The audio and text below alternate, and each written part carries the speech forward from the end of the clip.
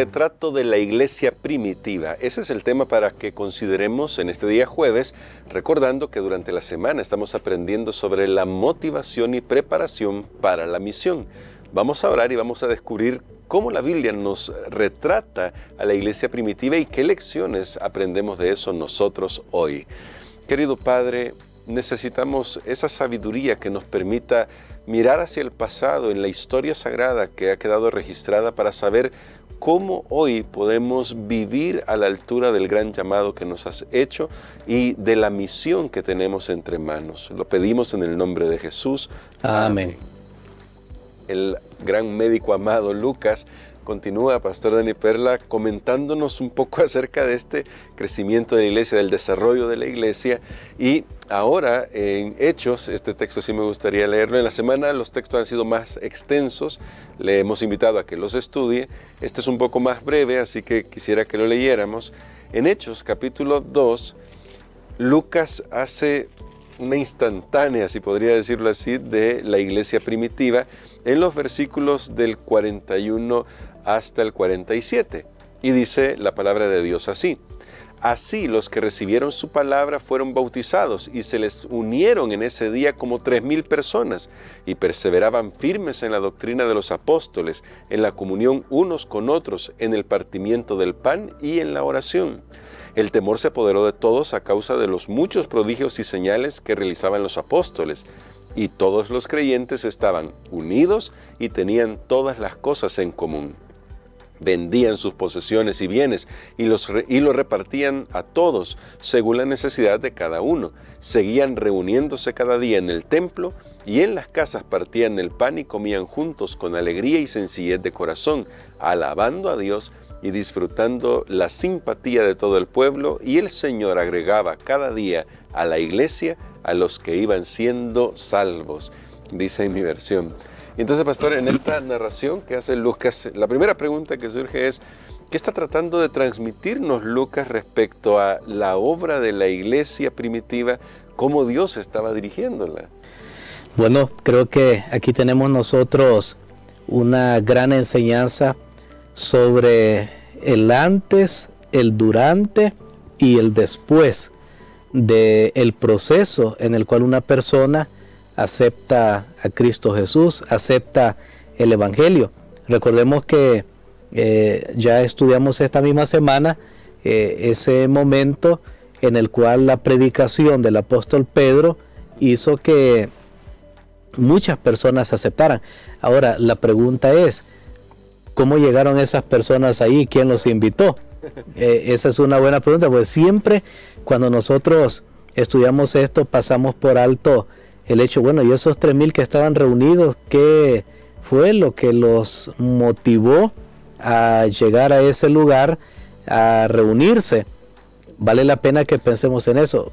Es curioso, en las grandes ciudades hoy, o en las ciudades, por ejemplo, en los parques o en la calle, a veces si alguien se pone a hacer alguna actividad, algo ahí de entretenimiento, digamos, alguien comienza a tocar un instrumento o hace cualquier otra cosa, de repente comienza a reunirse un grupo de personas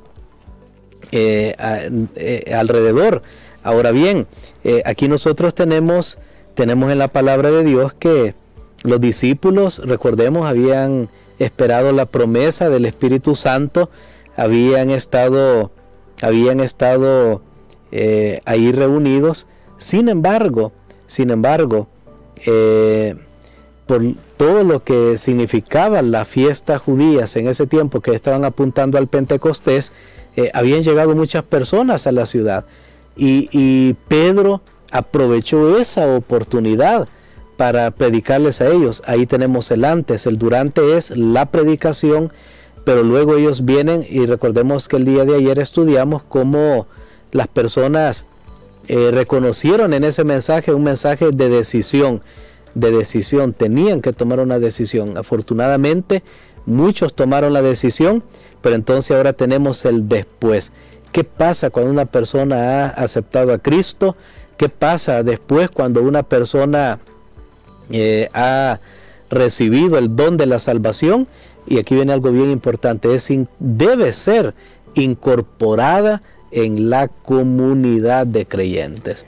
Porque el cristianismo, el evangelio, la salvación no se vive en solitario, deben ser incorporados en la comunidad de creyentes. Entonces estas personas fueron incorporados para aprender ahora cómo vivir la nueva vida, la vida cristiana, porque no solo se trata, sí, yo acepté a Cristo, sino ahora cómo eso va a transformar mi vida. Y ahí entra un proceso bien importante que se ha llamado el discipulado. Y justamente, pastor, ¿qué nos dicen? Iba a decir indicios, pero creo que no son indicios. ¿Qué nos enseña el texto que estamos leyendo y que estamos considerando hoy sobre ese proceso de discipulado que se dio en la iglesia primitiva y cómo nosotros lo podemos comenzar a aplicar a la hora de que una persona llega a la iglesia, acepta al Señor Jesucristo, el mensaje del Señor Jesucristo? Porque, como usted bien decía, un gran peligro es que una persona conozca la verdad, conozca el mensaje del Señor y luego quede en el vacío, quede en la nada, quede sin conectarse con nadie.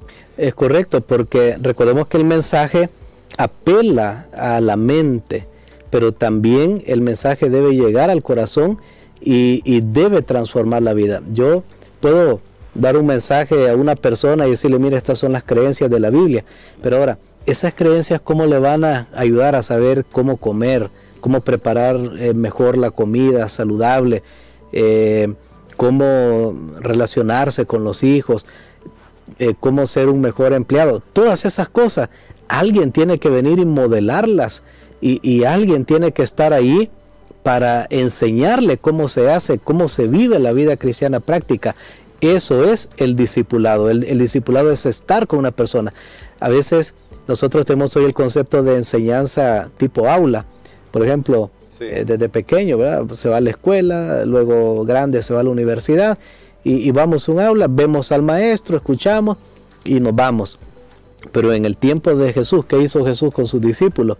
Él convivió con ellos, comía con ellos, estaba junto con ellos, pasaba tiempo junto con ellos.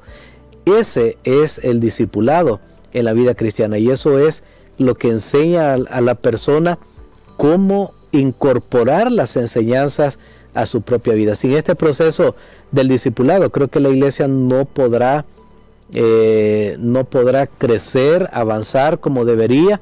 La misión no se va a completar porque la misión no solo es yo prediqué y tantos aceptaron, porque Pedro pudo y los apóstoles, bueno, qué bueno, hoy aceptaron a Cristo tantas personas, pero luego Pedro se va para otro lado a ver cuántos otros aceptan. Casi, yo recuerdo, bueno, antes se daban mucho las campañas evangélicas, que venía alguien a un estadio, algún predicador evangélico conocido, y la gente pasa ahí al estadio y pasan al frente y aceptaron a Jesús. Ese es un primer paso.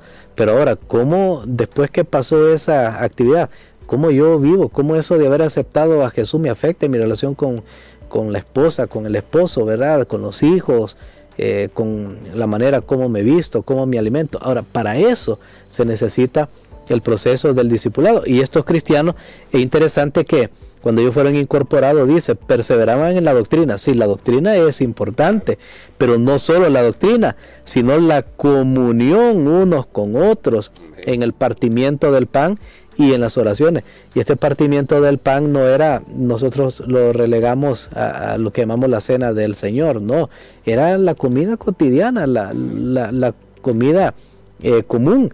Todos estaban juntos, todos ellos, porque en el versículo 46 de Hechos 2 dice, perseveraban unánimes cada día en el templo, cada día, partiendo el pan en las casas, comían juntos con alegría y sencillez de corazón. Ahora, ¿qué hacían esas comidas? Bueno, ahí se daban las instrucciones, ahí se les decía, ahí alguno de ellos, mire, mi hijo, tengo problemas, bueno, haga esto. Allí había instrucción diaria sobre la vida práctica, vendían sus propiedades, sus bienes, los repartían según la necesidad. Ahora, ¿cómo vamos a saber cuál es la necesidad de alguien si no hablamos con esa persona? Si no convivimos. No convivimos, porque yo puedo ver a una persona puede verme y decir, ve, el pastor no necesita nada. ¿Cómo? Solo porque me vio. Yo puedo ver, para poner un ejemplo, ¿verdad? Yo puedo ver a una persona y pensar, ve, esa persona no necesita nada. Pero solo cuando convivimos, y recordemos que las necesidades no solamente son físicas, son también necesidades emocionales, espirituales, necesidades, bueno, hay más tipos de necesidades que se derivan de estas que he mencionado. Así que este es el gran proceso del discipulado, que es convivir, es estar con una persona. Le voy a enseñar cómo se lee la Biblia, cómo se ora, cómo se estudia, cómo se recibe el sábado, cómo yo puedo diezmar y ofrendar, cómo compartir con alguien una literatura, cómo dar un estudio bíblico. O sea, si hiciéramos eso realmente con cada nuevo creyente, la misión se esparciría en una manera exponencial, porque donde hoy estamos alcanzando uno, alcanzaríamos 10, 20, quién sabe cuánto, porque iríamos en el proceso del discipulado. Recordemos que el proceso del discipulado, para resumirlo, resumir todo lo que he dicho: número 1 es venir a Jesús, es aceptar; número 2, ser transformado, y eso tiene que ver cómo las enseñanzas las incorporo en mi vida, cómo la comunidad nos ayudamos unos a otros para lograr esa transformación; y número 3, el discipulado tiene que ver con enseñar a otro cómo compartir, cómo participar en la misión. Hacer eso es lo que va a cambiar realmente la vida de la iglesia. Bien, bueno, y eso sería volver a tomarnos una instantánea semejante a la iglesia primitiva, y ahora la necesitamos. Así que por eso para este día tenemos un desafío. Y el desafío es, primero, orar por una persona a la que queremos que realmente se convierta en un discípulo de Jesús. Esa oración debe llevar el compromiso de que yo mismo debo ser un discípulo de Jesús para modelarle eso. Y si lo quieren más avanzado, el desafío tiene que ver con a quién estamos discipulando ya, y para ayudarle a conocer de Jesús. No que ya se bautizó, sino si ya estamos comenzando a discipularla, porque al final eso comienza desde antes del bautismo, pastor, el discipulado, y que va a dar también esos pasos. Así que, pastor, quisiera que orara por nosotros por este desafío que tenemos, y este desafío es convertirnos en discípulos que puedan hacer otros discípulos. Amén. Padre, te damos gracias, Señor, por esta lección maravillosa que nos recuerda que tú deseas que opere en nuestras vidas una gran transformación, un cambio. Tú harás de nosotros pescadores de hombres. Te agradecemos porque esta es tu obra, tú te deleitas en esta obra. Te pido que nos ayudes para este desafío de buscar a alguien para enseñarlo, para instruirle, no solo en la doctrina, en la palabra, sino en la vida práctica, la vida común, cómo actuar, qué hacer en diferentes circunstancias. Gracias porque tu Espíritu está en este proceso mientras hacemos esta obra. Lo pedimos y lo agradecemos en el nombre de Jesús. Amén.